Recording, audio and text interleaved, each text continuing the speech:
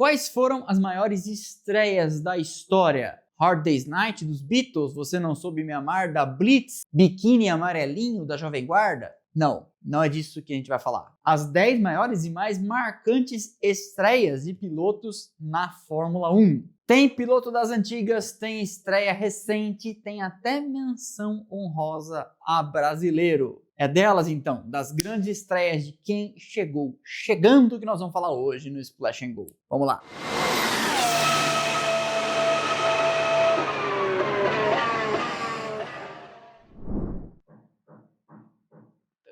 Gravar na hora do almoço para evitar isso aqui. Vamos que vamos.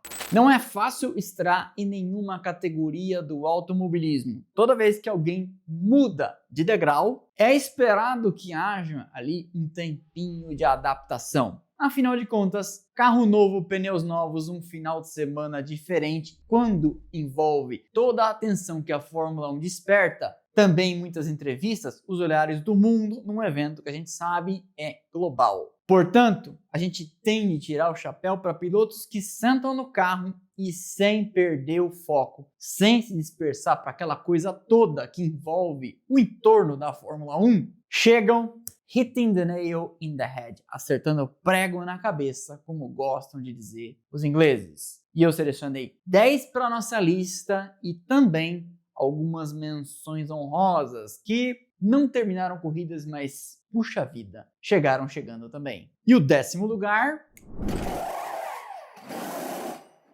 Stoffel Vandoorne, piloto belga reserva da McLaren, recebeu sua chance de estrear na Fórmula 1 de maneira inesperada no Grande Prêmio do Bahrein de 2016. Lembra por quê? Porque Fernando Alonso havia trincado as costelas depois de um acidente tenebroso com Esteban Gutierrez, da Haas, em Melbourne. O reserva e então campeão da GP2 sentou no carro, e não decepcionou, nem no quali e nem na corrida. No sábado, ele botou o carro na 12ª posição, o que já foi suficiente para chamar a atenção de muita gente que pensou, ô louco, primeiro quali, passa do Q1, vai para o Q2 e classifica bem, não é que ficou em 15º, em 12º lugar. Mas o melhor viria no domingo, quando ele garantiu sua estreia com pontos numa época em que o carro da McLaren Honda, lembra, nem sempre chegava no final e muito menos conseguia desempenho em pistas com longas retas, como é o caso do Bahrein. Mas ele foi lá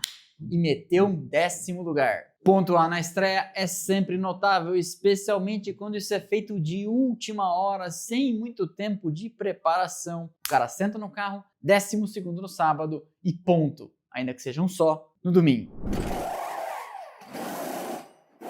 O russo Daniil Kvyat foi mais um exemplo de piloto trazido pela Red Bull das categorias de base, que estreou na Toro Rosso, a equipe B, com a esperança de ser um dia, e foi levado ao time principal. E sua estreia aconteceu numa pista considerada difícil, Albert Park, na Austrália, em 2014. Levou sua Toro Rosso com aquele narigão à 15ª posição no grid de largada no sábado, para então no domingo escapar de problemas na largada, ver todo mundo quebrando, afinal de contas era a estreia dos motores híbridos na Fórmula 1, lembra? E aí desviando de problemas neste campo minado, numa pista complicada, com os muros sempre muito perto, asfalto de rua e etc., levou sua Toro Rosso com o nariz do Gonzo à 9ª posição, sendo, naquele momento, o piloto mais jovem da história a pontuar. Esse recorde depois seria surrupiado por Max Verstappen. E uma coisa que acrescenta algumas estrelinhas ao feito de Kvyat é que ele chegou uma posição atrás de seu companheiro de equipe na Toro Rosso, Jean-Éric Vergne, que já corria há bem mais tempo. E aí todo mundo pensou, esse cara vai ter um futuro brilhante na Fórmula 1, certo? Certo? Sebastian Vettel era um piloto alemão reserva da BMW Sauber, que assumiu o carro de Robert Kubica no Grande Prêmio dos Estados Unidos de 2007, depois de Kubica acertar o muro em Montreal uma semana antes e ser colocado fora de ação pelos médicos, que disseram: "Você está clinicamente bem, mas se mais alguma coisa acontecer, a gente não pode garantir sua segurança. Vettel então foi escalado para sentar no carro, substituindo Kubica e fazendo dupla naquele grande prêmio em Indianápolis com o Nick Heidfeld. Tomara que não estrague. No sábado ele levou sua BMW Sauber a uma excelente 7ª posição, 2 atrás de seu companheiro Heidfeld, que foi 5º. E aí no domingo, mostrando maturidade e consistência, tornou-se, pelo menos naquele momento, o mais jovem da história também a fazer pontos, aos 19 anos e 249 dias. Recorde que seria, como já comentamos aqui, posteriormente tomado por Kvyat, que perderia ele também o recorde, se é que você me entende, para Max Verstappen. Piadinha maldosa, né?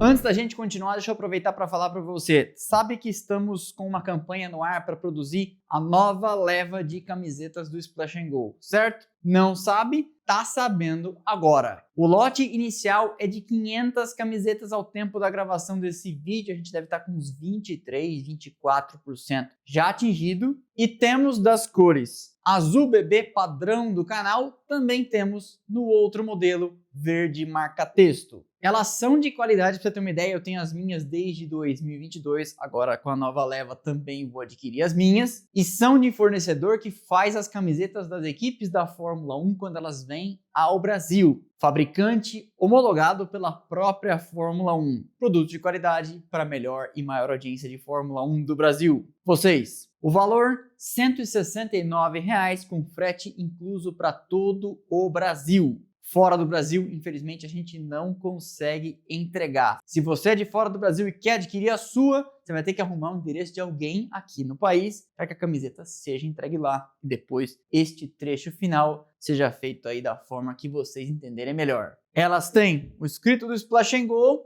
padrão do canal. Aqui na lateral, a nova leva terá 3 barrinhas, igual aquelas barrinhas ali. Azul para quem é de azul, marca-texto para quem é de marca-texto. Elas têm também uma etiquetinha aqui na barrinha, com o logo do canal para dar aquele charme, coisa que as camisetas de equipes da Fórmula 1 também fazem. Queremos fazer igual a elas. A campanha estará no ar até dia 7 de setembro, 500 é o lote inicial. Se a gente passar, não tem problema. Da outra vez, em 2022, quando o canal fazia 1/5 da audiência de hoje, foram 267 produzidas. Então, só julgar pelo número de assinantes que a gente tem, quase encostando em 1000, mais a galera que nos assiste, acho que vamos chegar lá perto do dobro da meta inicial. Mas para isso, até 7 de setembro, a gente precisa encostar na meta mínima, 500, porque senão é lote de produção, tudo ou nada. Não batemos, o valor volta para quem apoiou no site do Benfeitoria. Link aqui neste QR Code, fixo no primeiro comentário e também na descrição. Então, acabando lá, garanta a sua ou as suas. Teve gente que comprou das duas que eu já vi. E vamos povoar autódromos, pistas de kart indoor, eventos automotivos e automobilísticos, churrasco dos seus amigos, etc., usando o uniforme do canal. Já encontrei com vários de vocês em diversos eventos com a camiseta do canal. No lançamento do meu livro no ano passado, o Luiz Eduardo, se eu não me engano, veio com uma que eu autografei, não sei se ele lavou depois. Então, bora lá e se der certo, a gente pode pensar em outros produtos, jaquetas, bonés e etc. Até 7 de setembro, domingo do Grande Prêmio de Monza, a campanha está no ar. QR Code aqui, link lá embaixo na descrição. Beleza? Então é isso. Vamos lá.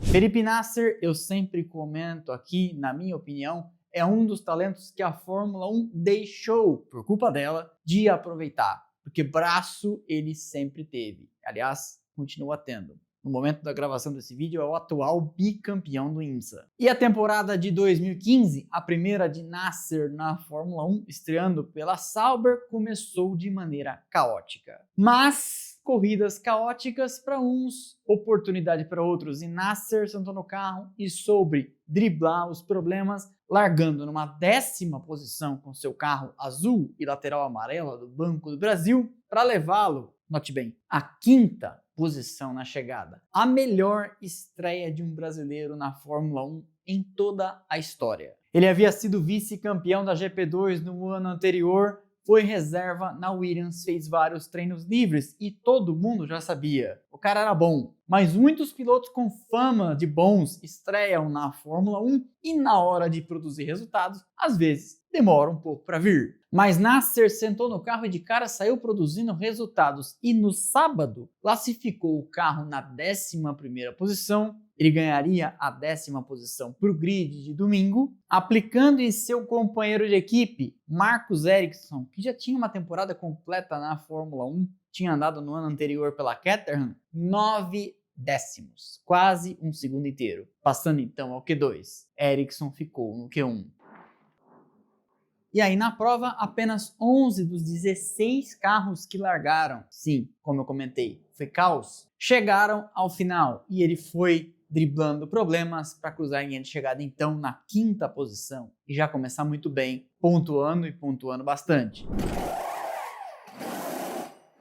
Você deve ter percebido que o Grande Prêmio da Austrália aparece aqui diversas vezes, né? Pois é porque durante muitos anos ele abriu a temporada da Fórmula 1, como inclusive voltou a acontecer neste ano de 2025. E Mark Webber, australiano, corria em casa em Albert Park 2002 a bordo de um carro da Minardi, largando da 18ª posição. Webber teve uma trajetória tortuosa até chegar na Fórmula 1. Viu que não teria grana para conduzir sua carreira sozinho correndo de Fórmula. Topou então entrar no programa de desenvolvimento da Mercedes para o Endurance, longe do rumo que ele esperava para a Fórmula 1. E inclusive protagonizou um vídeo famoso aqui do canal do looping que deu nas 24 horas de Le Mans de 1999, quando ele já achava não seria mais um piloto de Fórmula 1. Mas o destino e seu braço, do que era um piloto muito rápido, fez com que então ele encontrasse o caminho da principal categoria do automobilismo. Foi mais uma corrida caótica em Albert Park, com 8 dos 22 carros que largaram apenas vendo a linha de chegada. E Webber soube levar sua frágil Minardi à 5ª posição na bandeirada, segurando uma bem mais rápida e capaz Toyota.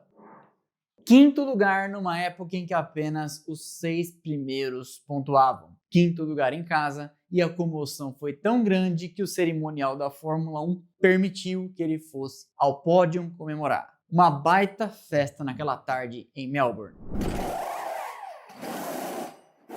Mais um piloto que teve sua estreia correndo em casa. Antigamente isso acontecia muito porque em casa era mais fácil arrumar patrocínio, nem que fosse apenas para uma prova. E ele começou muito bem. Chegou chegando. Jean Alesi meteu um 4º lugar no Grande Prêmio da França em Paul Ricard 1989 a bordo de uma modesta Tyrrell. Nascia ali mais uma grande estrela, um predestinado a ser campeão, certo? Certo? Pois é, nem sempre. Um desacordo comercial entre os patrocinadores e o titular daquele carro, o italiano Michele Alboreto, fez com que a Tyrrell preferisse rifar a vaga e contar então com a grana da Camel, que patrocinava a Alesi, então piloto da Jordan na Fórmula 3000. Sim, aquela Jordan que em 91, 2 anos depois, entraria também ela para o grid. E Ken Tyrrell disse então para o jovem francês impetuoso: tem a grana, vai correr em casa.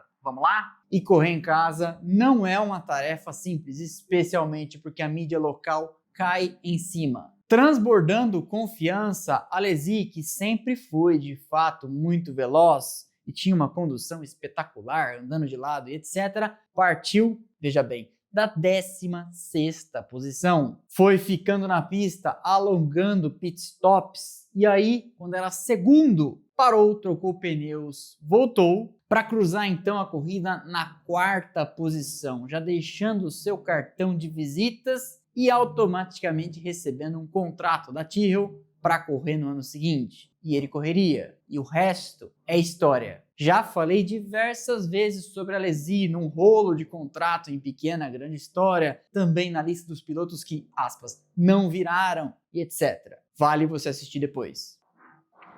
Lembremos que o resultado de Alesi foi obtido numa pista muito veloz. O Ricard naquela época tinha a reta Mistral, pé cravado o tempo todo, contra V10 e V12 de McLaren, Williams e Ferrari. E ele com um modesto Ford Cosworth empurrando sua Tyrrell numa versão atrasada a quem corria com os propulsores de fábrica, a Benetton ainda assim conseguiu espetar um quarto lugar. Eu sempre digo aqui que em alguma terceira dimensão, realidade paralela, a Alesi teria uns 2 ou 3 campeonatos na Fórmula 1. Johnny Herbert aparece nessa lista numa posição melhor do que a de Jean Alesi por uma razão muito simples. Ele não tinha condições para correr a corrida em que estreou e terminou na 4ª posição. Tudo porque meses antes, correndo de Fórmula 3000, ele quase foi morto por Gregor Wojtek, um piloto suíço que tem como mais notável feito na sua carreira justamente quase ter matado Herbert. E quando chegou a Jacarepaguá em 1989 para fazer sua estreia, mal tinha condição de entrar e sair do carro por sua conta. Andava de muletas e, inclusive, hoje não seria autorizado a correr. Porque um piloto de Fórmula 1 precisa conseguir sair do carro depois de desatar os cintos e remover o volante em 5 segundos. E Herbert não conseguiria fazê-lo em, 30. Ele largou na 10ª posição, fazia um calor de rachar. Naquele dia que Nigel Mansell venceu, estreando com um carro de pedal shift, e nem Mansell botava uma fé que conseguiria terminar. Herbert terminou num dia de grandes feitos. Mansell venceu aquela corrida com o câmbio semiautomático. Maurício Gugelmin levou a lindíssima Leyton House ao pódio e Herbert cruzou na 4ª posição. Em razão das limitações físicas que o acidente causou, inclusive, Herbert seria ao longo do ano substituído por Emanuele Pirro e depois voltaria. E a prova de que talvez tenhamos perdido mais um grande talento é que Herbert continuaria na Fórmula 1 até 1999, faria dupla com Barrichello na Stewart no seu último ano e venceria lá sua última corrida, porque ele tinha faturado ainda mais 2, de Benetton em 1995, fazendo dupla com Schumacher. Mais uma aparição de Albert Park, inclusive uma ocasião que já apareceu aqui, no dia que Kvyat colocou o carro na 9ª posição, outro estreante levou uma McLaren Mercedes ao pódio. Kevin Magnussen, que parecia ser mais uma grande estrela predestinada a campeonatos e vitórias, que estreou numa 2ª posição, depois de ter largado em 4º. Tínhamos ali todos os elementos para acreditar. Esse é o cara que vai arrasar a concorrência. Ele foi promovido direto da Fórmula Renault 3.5 para a Fórmula 1 e era um jovem talento em quem a McLaren estava de olho e vinha cuidando da carreira. Muita gente questionou a decisão, aliás, sempre questionam, especialmente se alguém estiver sendo promovido e um brasileiro estiver sendo deixado de lado. Sabe como é que é? Depois eu que sou chato. Só que em Melbourne, Magnussen não apenas superou o companheiro de equipe, Jenson Button, um campeão mundial, que levou sua McLaren à 10ª posição no grid contra um 4º de Magnussen, como também progrediu na corrida, segurou a pressão de uma Red Bull de Daniel Ricciardo, ficando atrás apenas de Nico Rosberg, que venceu aquela corrida, a estreia dos motores híbridos, deixando para trás ainda, além de Button, seu companheiro, a Ferrari de Fernando Alonso, a outra de Kimi Raikkonen, as Force India de Nico Hülkenberg e Sérgio Pérez, além das 2 Toro Rosso de Verne e Kvyat. E se você for olhar o resultado dessa corrida, você vai ver que o Ricciardo, apesar de ter cruzado a linha de chegada em 3º, não ficou com o resultado, porque ele foi desclassificado. Mais uma vez, Grande Prêmio da Austrália, abertura da temporada, mais uma vez a McLaren promovendo um novato e todo mundo dizendo: será que esse cara é tudo isso mesmo? Pois é, pergunte para Fernando Alonso, que até hoje deve fazer terapia a respeito. A McLaren preparou o terreno cuidadosamente para vencer o campeonato de 2007. Inclusive, preparou também o terreno que cuidou de copiar os projetos da Ferrari. Você deve saber dessa história. Se não sabe, dá uma olhada aqui nesse vídeo. O famoso escândalo do Spygate. Mas não foi só isso. Além de garantir que teria um grande carro, foi atrás de um grande piloto. E o roubou da Renault, quem tinha vencido os 2 últimos campeonatos? Fernando Alonso, que faturou 2005 e 2006, sendo 2006 numa briga direta contra Schumacher. Ah, mas e 2005? Muita gente esquece que em 2005 foi contra a Raikkonen de McLaren. A Ferrari não esteve na briga por aquele campeonato. Ah, mas você não gosta do Alonso? Não, não é isso, são os fatos. Vai lá olhar e ver que a Ferrari não venceu nenhuma corrida. Quer dizer, venceu, né? Venceu aquela de 6 carros em Indianápolis. Estreava ali um tal de Lewis Hamilton, que classificou sua McLaren na 4ª posição. E na largada deu simplesmente um passão por fora em Fernando Alonso, primeiro piloto da equipe. E ele sim, predestinado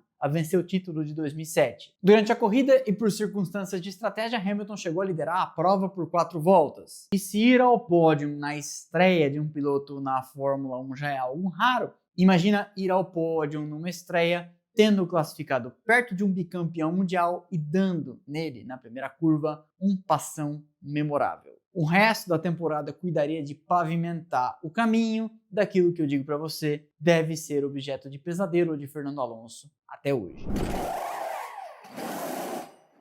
Giancarlo Baghetti foi o único piloto na história da Fórmula 1 a estrear com vitória. Quer dizer, veja bem.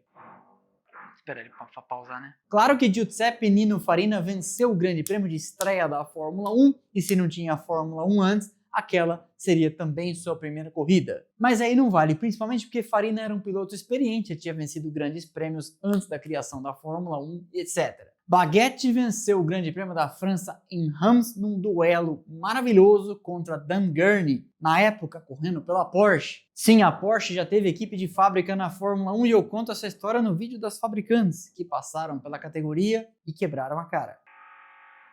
E ele conseguiu fazer a ultrapassagem que lhe deu a vitória a 100 metros da linha de chegada, tirando do vácuo para passar na última reta. O que torna essa vitória tão especial é que Baghetti venceu na sua estreia partindo da 12ª posição. Detalhe que essa seria a única vitória de Baghetti na Fórmula 1. Ele continuaria fazendo aparições esporádicas até 1967, quando ainda disputou uma prova, o Grande Prêmio da Itália, a bordo da Lotus, tendo depois deste triunfo de estreia como melhores resultados um 4º e 5º lugar no ano seguinte, 62, na Holanda, em Zandvoort e na Itália, em Monza.